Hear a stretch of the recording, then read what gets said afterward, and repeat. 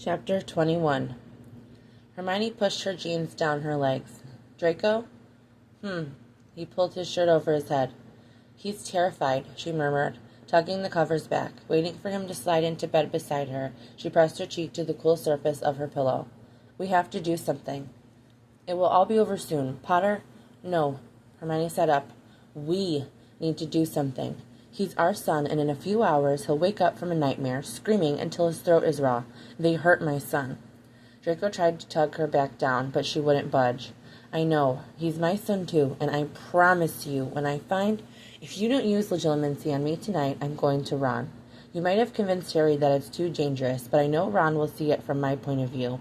The sheets bunched around her waist. Shouldn't we be doing everything we can to find them? The answers are right in front of us, Draco. I know you're scared, but I think it's a risk we need to take. They've had this argument. In fact, they've had it multiple times. His birthday is next week, Hermione whispered, her voice breaking. I don't want him to be scared on his birthday. He grimaced. I don't want to lose you. I've just gotten you back, Hermione. If this doesn't work, then we start all over. Or you're free to decide that you don't want to. Don't? He warned her. I would do it over and over again until the end of my fucking life if I had to. It's not just that, though. You could lose your mind. We need to consult a healer. I can't wait for that, she met his gaze. Draco, I trust you. Draco reached behind him for his wand, scowling. Well, that makes one of us, at least. He sat up and tucked a piece of hair behind her ear. I love you more than my own life. You know that. Every time I look at you, I'm scared it might be the last time. I've already lived through losing you once. It could hardly be called living. I can't do that again. I'm not going anywhere, but if the worst were to happen, and I have faith that it won't, we'll overcome that. We always have. His lips pressed to hers. Draco's wand brushed her temple as the whispered word unfurled across her skin. Legilimens. Hermione's fingertips dug into his thigh as he gently sifted through her memories. He was efficient, if a little slow. He heard that thought and hissed, until he arrived at the memory. She'd told him what they had done to her, to Scorpius. But to see it? His anger rippled. Draco tore away from her as if the memory burned, his chest falling in with a stuttered breath. His features screwed up with rage, and Hermione was certain that she had never seen him angrier than he was then. That fucking bastard, he growled. Draco paced the length of the sitting room, his hands closed in tight fists, and his jaw clenched. She wished he'd sit down beside her so she could offer some sense of comfort, but given the fact that he hadn't slept the entire night before, Hermione didn't believe there was anything that could be done. Scorpius remained upstairs, safe and sound, with Clara and Crookshanks. He was irritated that he wasn't allowed to join them under any circumstances. Hermione checked the stairs every few moments, just to be sure he hadn't snuck down. Soon enough, Clara would put him to bed and leave. The old woman that had looked after her for so long was still a mystery to Hermione, but she would ask Clara to explain everything fully in the morning. There was still the burning question about how Crookshanks had arrived in France after Hermione was finally allowed to live on her own. From what she could remember, Hermione had sent her familiar to Australia with her parents. The thought of her parents twisted sharply in her stomach. Now that she'd regained her own lost memories, she could only imagine how angry they would be if she was ever able to reverse the charm. It had been for the best. She would maintain that reasoning stubbornly, and it might have even been better that they didn't remember having a daughter, considering she had disappeared for so long. Hermione could reconcile one thought, however, and that was that she'd never fully understood just what she had done to her parents until her memories split her mind open in the middle of the night. What are you thinking about? I was wondering how Crookshanks got here when he'd been in Australia, and that caused me to think of my parents. His glare softened, and the sofa dipped under his weight. Oh, Draco ran a thumb over her knuckles. I see. Scorpius will probably never know his other set of grandparents. Her voice was low, shaky at best, and Hermione blinked back the tears that stung her eyes. And with your father... It was the first time she'd broached a topic since Draco had sent a vase across the bedroom. He'll never get the chance to be near him. The promise filled the air and sunk into her bones. As far as I'm concerned, he doesn't deserve to live in the same world as my son. The last two words were murmured so viciously that Hermione flinched. I'm not... She nodded. I know you wouldn't do anything to put us at risk, but Draco, you can't confront your father. It was another disagreement, one that had rapidly festered over the last 24 hours. He clenched his jaw. Swallowing, Hermione covered his hand with her own. You'll kill him if you're in the same room, Draco. I think you're capable of many, many things, but being a father from Azkaban is not one of them. Before Draco could say anything, plumes of green smoke filtered from the flue, and Harry stepped into the room. Dusting powder from his hair, Harry knocked the heels of his boots against the edge of the fireplace. I don't have long. Robards has me working on... You can stop working on that. Hermione and Draco exchanged a look. She stood wiping her clammy hands against her jeans. Draco used legitimacy on me last night, and... You did? Harry's jaw dropped. That's so fucking dangerous. If he hadn't, I would have gone to Ron. The pair of you want to protect me, and I know that. But my job is to protect our son. Hermione threaded her fingers through Draco's. What's done is done, and all that matters now is that he recognized the men that were sent to attack Scorpius and I. Her legs threatened to give out as Draco began to explain. Lucius was no stranger to the seedier parts of the wizarding world, specifically Nocturne Alley. While he'd maintained a front of a lobbyist inside the ministry for several years, Draco had seen terrible-looking wizards enter the manor as a child. And while she didn't know exactly what those wizards did, Draco hadn't told her, and she hadn't asked. She had an idea. There were always two he favored, Draco explained. Apparently, they're still doing his dirty work. Harry appeared ill. His face whitened several shades, and he continued to turn his gaze back to her, as if he still couldn't believe she was really there. You're sure? Mother says they've always known about Granger and I. This isn't something I would have thought him capable of. It's not your fault. Hermione pressed a kiss to his shoulder. You couldn't have known it was him. He swallowed, his throat bobbing. I should have known. You've been here for years. He's kept up the charade this whole time. Draco pulled away from her and rolled his shoulders. I've been waiting for you to get here before I could take a portkey back to England. A strangled sound forced its way free of her throat. You're the one I trusted to keep me safe. I'm going straight to Robards for the arrest warrant. Her head spun. This can't happen. Harry shook his head. You're too close to it. You can't even see what a terrible idea this is. Of course I'm bloody close to it. Draco slid his wand into the holster hidden in his sleeve. He took everything from me. My son didn't meet his father for years. I never saw his first steps. I never heard... It all went quiet as the pitter-patter of small feet sounded on the stairs. Both Hermione and Draco turned to find Scorpius leaning against the banister. Miss Clara went home, but she forgot to read me a bedtime story. Daddy? He rubbed his eyes. Draco pinned Harry with a hard look. I'll be right back. She watched him climb the stairs and pick Scorpius up, who waved to her over Draco's shoulder. All she could think about was that she wanted every night to be just like this. Hermione waited for a door to close upstairs and turned to look at Harry. Don't let him step 1 foot in that manor, she whispered, her voice breaking in the middle. If he does, he won't come back. He's got great self-control. Harry's face gave it away. He really does. But I think if he ever sees Lucius again, he'll probably do something the DMLE can't cover up. Hermione pushed hair back from her face. Please, I've only just gotten him back. Scorpius finally has his father. Harry pulled her into a tight one-armed hug. You know I'll take care of it. She hoped that Draco would see it from her point of view once everything was over. Hermione had kept a straight face when Harry told them he would go to Robards to complete the paperwork and be back the day after. Draco, of course, expected to go with him. She worried about his reaction when the time came, and that never happened. But eventually, he'd have to see it from her perspective. In the room across the corridor from theirs, Scorpius was still sleeping soundly when she poked her head in to check on him. She waited to see his chest moving with each breath, and watched him roll onto his side, nuzzling the pillow. Leaving Draco to sleep, it was rare that she woke before him, especially now. Hermione descended the stairs, pulling her jumper tighter around herself. The soothing smell of freshly brewed tea caught her attention, and she saw Clara sitting on the sofa, her ankles crossed as she sipped her cup. Good morning, dear. Draco told me I was welcome any time, and I thought you must have questions. Hermione took the spot at the end, leaning her back against the armrest. I don't know what to ask. A smile curved Clara's lips. Well, that's all right. I'll start at the beginning. The beginning. There was something so terrifying that engulfed Hermione whenever she thought about that day.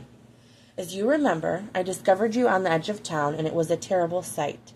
If anyone else had found you, I'm not sure you would have survived the night. You see, I'm the only witch here. No other wizards either. Clara's fingers curled a little tighter around her mug. Muggle medicine wouldn't have been able to heal you in time. You required several blood-replenishing potions. I thought I was found in the morning. I was brought to the hospital in the morning. Clara nodded. I didn't call for help until I stabilized you myself. At the time, I didn't know you were a witch. Your wand was missing. It must have flown out of her hand when Bellatrix sent her hurtling into another country. Her wand could have landed anywhere. Hermione gripped her replacement wand. I recognized dark magic at work, and once I was certain you would live, I took you to the Muggles. At that point, you really only required rehabilitation. She'd had to learn to walk again. Hermione remembered with a bitter taste in her mouth. The trauma from the fall had been so great that it had led to extensive brain damage. Back then, she'd believed it to be from a beating. I never intended to insert myself into your life as a permanent fixture, though I'm so glad I did. When they told me you were pregnant at the hospital, it threw me for a moment because even then, I assumed that you must have known before you were... Swallowing, Hermione spoke softly. I did know. We were in the middle of a war, and I kept it from Draco. From everyone. The woman that cursed me, she nearly killed me in Malfoy Manor. Clara reached out and gripped Hermione's hand. Hermione cleared her throat. Anyway, please continue. Once I knew you had every intention of seeing the pregnancy to term and raising this little boy, I decided to go back to England. I hadn't been home in some 20 years, possibly longer. It's so easy to lose track. Once there, I sought out those two boys, though I never spoke to them directly. When I saw Draco alongside Harry, though, I knew. Her expression darkened, and Clara fidgeted in her seat. Clara? I've delayed the happiness of your family for quite a long time, Hermione. I'm not sure it's something that can be forgiven.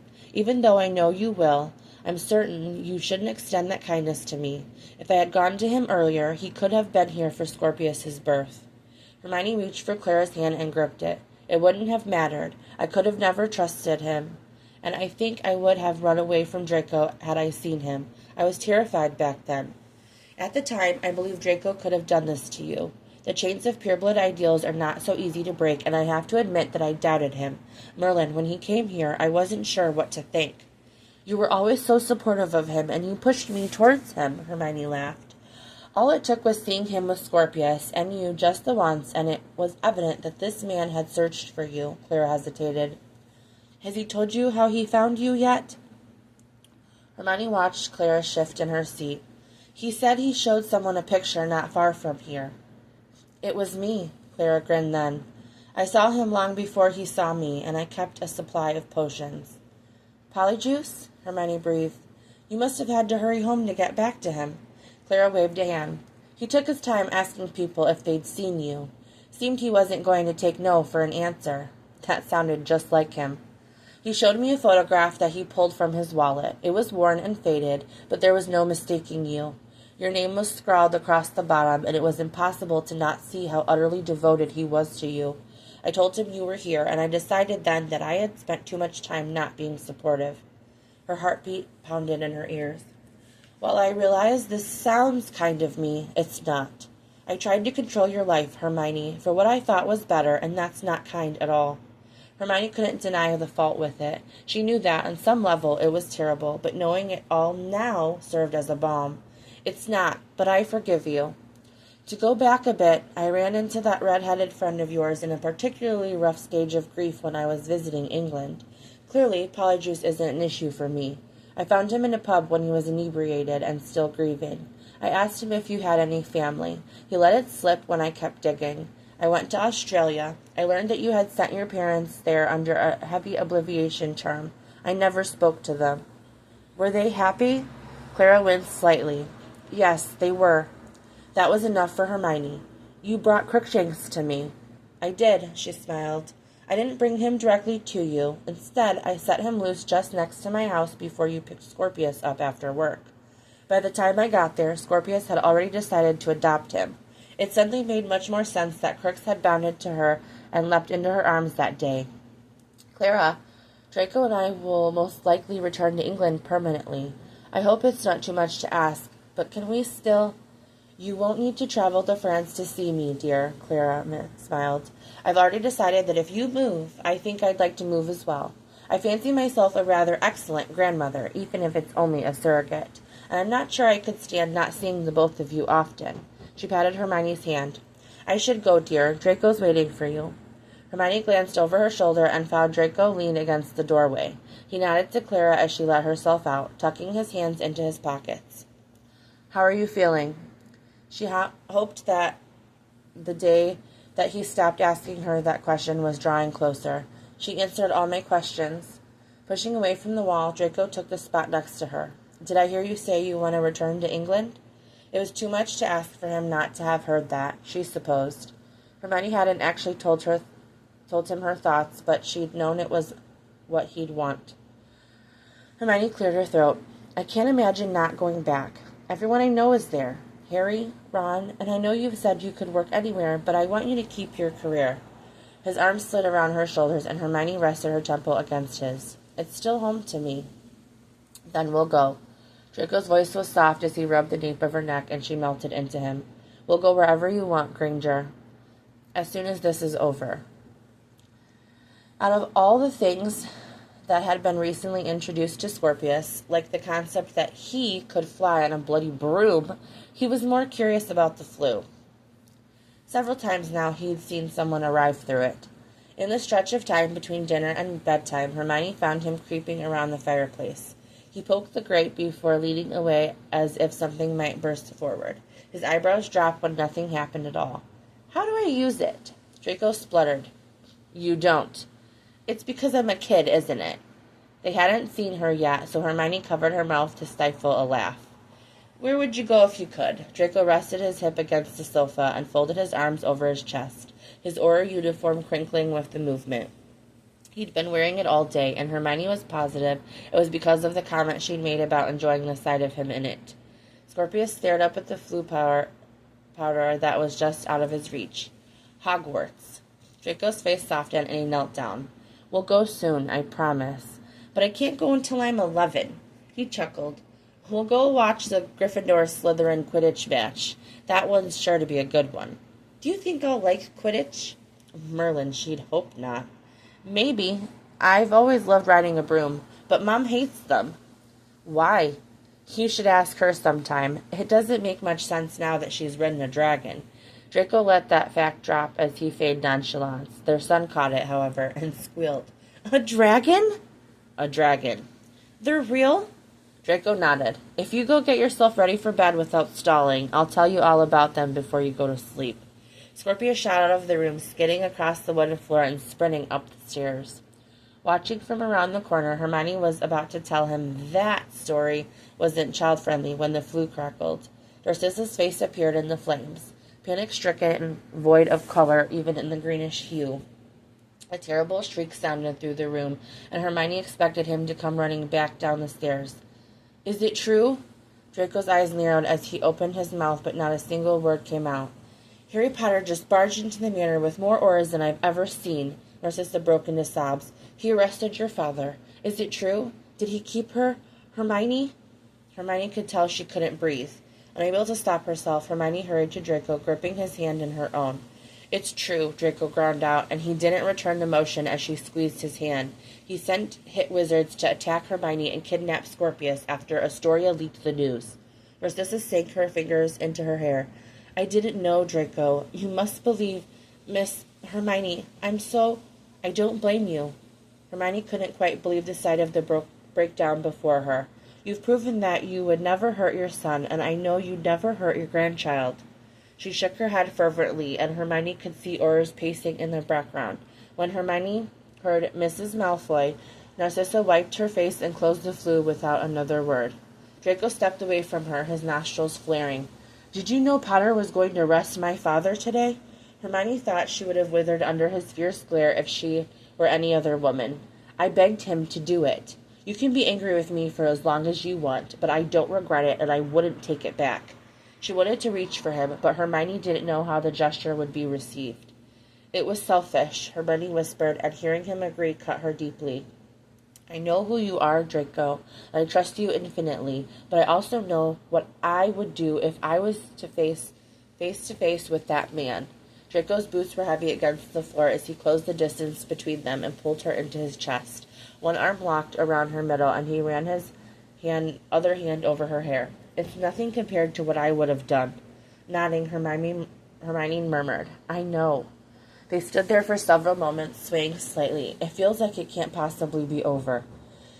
Yet it is. Hermione pressed her lips to his jaw. We'll need to go to England quickly. There will undoubtedly be a trial. We'll need to pack. With magic, we'll be back to finish it in no time at all. It was easy. So easy to slip into what came next. It was probably because she'd been waiting for years to go home. First, we'll need to put Scorpius to bed. His lips brushed the top of her hair. And then I think we'll be a bit distracted for an hour. She smirked. An hour? Lean fingers curled into the soft flesh of her hip. At the very least. Swatting his chest, Hermione grinned. Make your Gringotts story short and cast a silencing charm. I'll wait for you in the bedroom. Just like Hermione had said, packing was simple with the aid of magic, but she'd insisted on boxing up her kitchen by hand. Scorpius gathered his toys while explaining to Crookshanks that they were going to their new home. He made sure to tell Crooks that there would be some mice for him to eat. Hermione very sincerely hoped that wouldn't turn out to be true. After deciding to wait to purchase a home, hoping the perfect one would appear on the market soon, even though Draco insisted he could make the perfect house turn up in a listing, they found a flat in London that was sizably larger than the one he'd shared with Harry and settled in nicely. Scorpius spent most of his time playing in the large sitting room, dragging toys out that he was slowly starting to put back in order. He stared out the window at Diagon Alley below, and his favorite nights were the ones when George hosted fireworks at the joke shop. It was nearly impossible to pull Scorpius away from the spot by the window where his breath fogged up the glass when the sky lit up in a flurry of colors. There weren't many rules in their home in the weeks that followed them into the beginning of the year, but there was one that Hermione strictly followed. The Daily Prophet wasn't allowed in their home. Eventually Scorpius would learn every detail of their lives, but she worried about him hearing it all so soon. Even still, Draco kept his dark mark hidden beneath a strong glamour. She, too, hid her own scars from the war. Currently, the news of them, mostly her and Scorpius, was still dominating every publication well into February. It had all come out quite quickly once they had landed in the Ministry after taking an international portkey. Reporters had swarmed them from all sides, and Hermione had kept Scorpius sitting on her hip, even as he muttered he was far too old for that, and Draco draped his robes over their son's head as cameras flashed. Neither of them detailed the nature of their relationship or exactly when it had begun, but it had made its way into the news anyway. And word traveled fast. Suddenly, everyone knew that during the war, during the time that Draco Malfoy had turned against Voldemort, that they had fallen into each other and had never come apart. There were theories about what their lives must have been like, and when confronted with questions, Hermione snapped that yes, it had been difficult, never knowing if she would ever see him again. In public, he always held on to her a little longer, and Hermione chose not to be bothered by it. Scorpius clung to them all the same, confused by all the attention his appearance drew. There was no talk of Lucius Malfoy in their home. Scorpius had no idea who the man was, and as Narcissa visited as often as she could, which had been another source of contention for Hermione, it was clear she had no aims to mention her husband ever again either. In fact, it hit the Daily Prophet within 2 days of Lucius's arrest that she was petitioning for divorce. The trial, if it could even be called that, didn't last long.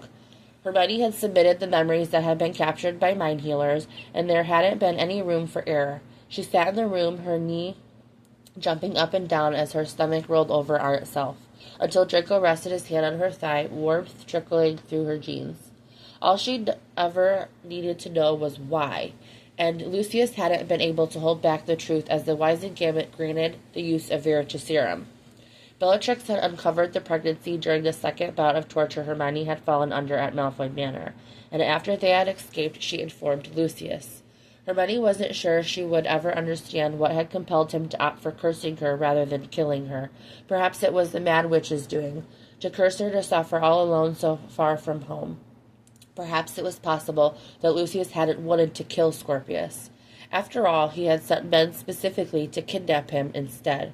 Neither she nor Draco thought a life sentence was enough, but as it turned out, the ministry had long since done away with dementors. "We never have to see him again," she murmured as the crowd stood. Draco led her toward the exit, their fingers threaded together.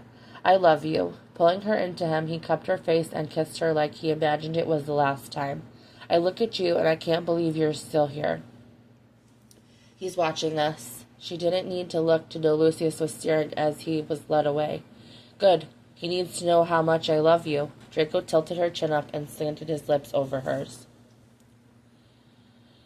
In another life, Hermione Granger would have worked at the ministry. She imagined she would have worked in the Department of Magical Creatures and would have worked her way up to the chain of the DMLE as well, since it had always been her plan to climb her way to the top. In that life, she probably would have run for minister. She would have won, by the way. In this life, Hermione didn't waste a moment pondering about things people expected of her. Unexpectedly, in the spring, Flourish and Blotts shut down. Seizing the opportunity, she opened a bookshop that was all her own after buying the space. In a way, it felt like it was always meant to happen. After a successful launch, she stumbled through the flat with Draco, hands rubbing over his chest, and pretended she hadn't seen a telltale box stashed in his pockets earlier that day. There were no more dreams that bubbled up in her subconscious, but it still took months before the fear of forgetting everything completely went away. When she woke in the middle of the night, Hermione usually found Draco protectively wrapped around her. He'd taken to sleeping with his wand, too. On a trip to Hogwarts, Scorpius watched a Quidditch match in awe before declaring that he was going to be a Seeker someday, and Draco smugly informed him that he'd held that same spot back in school. Hermione had little doubt that the boy growing up all too fast for her liking would be replaced in Slytherin when the time came. Harry tried to convince him that Gryffindor was better, but he hadn't managed well against Pansy and Draco arguing their point. She'd seen it fit to not get in the middle of it, and told Scorpius at bedtime that he could be in whatever house he liked. The 2nd of May arrived, and Hermione had sat on the sofa waiting for the clock to hit midnight. That night she hadn't slept at all, and Draco found her still sitting there when he arrived home from a mission early in the morning. He took one look at her and sunk to his knees between her thighs, resting his head on her lap. She combed her fingers through his hair as Draco whispered, "I'm going to spend the rest of my life giving you everything you want." He'd already done so, but Hermione didn't breathe a word as they sat there, together, his breath falling steadily to her thigh until he drifted to sleep. It was impossible to sleep given the day and the memories it brought. Hermione had planned to stay inside, but Draco told her over a late breakfast that there was something he wanted to show her. "It won't take long, I promise. Then we can come home and spend the day doing whatever you like." Draco held on to Scorpius as he apparated, and Hermione followed shortly after. Hogsmeade looked the same, but it felt different. Even as Draco chased Scorpius, who burst into giggles through a patch of grass outside the village, Hermione couldn't help but notice the signs that 2nd of May had happened years and years before. It showed him the chip brick on a building and the empty spaces where businesses had never recovered. Draco latched onto her side and tickled her until she wrenched free of him. "That's not very nice." He smirked. "Neither is the way you tickle me in the mornings, but—" "You weren't complaining yesterday morning," Hermione shot back as he tugged her forward. "As you can recall, that turned out very well for you." And it had, by the way. He'd pinned her to the bed with every intention to tickle her, but he'd sunk into her instead. "What are you going to show me?" she sighed as onlookers caught sight of them. Draco asked Scorpius to sit on the bench and pressed a kiss to her temple. "They honored those who were killed during the final battle. Potter and Weasley gave me the chance to say goodbye in the only way I could back then." He stepped onto the granite slab and guided her toward it. "Can you find your name?" She leaned forward, scanning the slab as several other names greeted her. Her eyes began to sting with each additional line. Fred Weasley, Remus Lupin, Nymphadora Tonks. Hermione wanted to stop to read the words that accompanied them, but she paused when she found her own name. She couldn't breathe. Hermione Granger, 1979 to 1997. Order of the Phoenix member, Dumbledore's Army, Order of Merlin, First Class, posthumously. You've always been the best of me. Oh my God. Hermione covered her mouth, her hands trembling as she stared up at him. This? You? Draco gave her a watery smile. They haven't fixed the fact that you're alive yet. It's a mess of bureaucratic shit, and none of that matters. I'm fucking rambling. He raked his fingers through his hair. I'm in love with you. I've been in love with you since I was 17 years old. I'll love you today, tomorrow, and every day after. He stroked her cheek, and the corner of his mouth lifted as she leaned into him. I love you too. It was a single breath, and then it didn't truly matter if anyone or everyone was watching. You waited for me. Of course I waited. Merlin Granger, did you even read that? He laughed half-heartedly. There was never anyone else. I told Potter I knew it then, and I knew it every day until I saw you again. Draco glanced down at Scorpius as Scorpius tugged the hem of his shirt. Did you tell her yet? Hermione cocked her head to the side and wiped her eyes. What is it? Scorpius wanted me to tell you that he would like a little brother. He's rather sure he wants a brother and not a sister, Draco managed, and it was clear that this hadn't been the way he planned to bring it up as he mouthed an apology. She giggled. Maybe one day, okay? Scorpius grinned triumphantly. Can I have my little brother for Christmas? Draco rubbed the back of his neck. Might be a little late. They watched Scorpius make his way back to the bench, and a smirk curved his lips. You know, it might take a lot of practice. Hermione snorted. I assume you're up for the challenge? His smirk was sinful. I've always enjoyed a good challenge. She ran her fingers over the words she never wanted to forget one more time. Pulling the delicate chain from under her shirt, she cracked the locket open. You know, if we really stop to think about it, you say that I'm the best part of you, but it's really Scorpius. Her lips curved upward when Draco caught her hand and raised it, brushing his lips over her knuckles. He's the best part of you. He smirked. Agree to disagree, Granger. Maybe he's the best part of us. That she could agree on.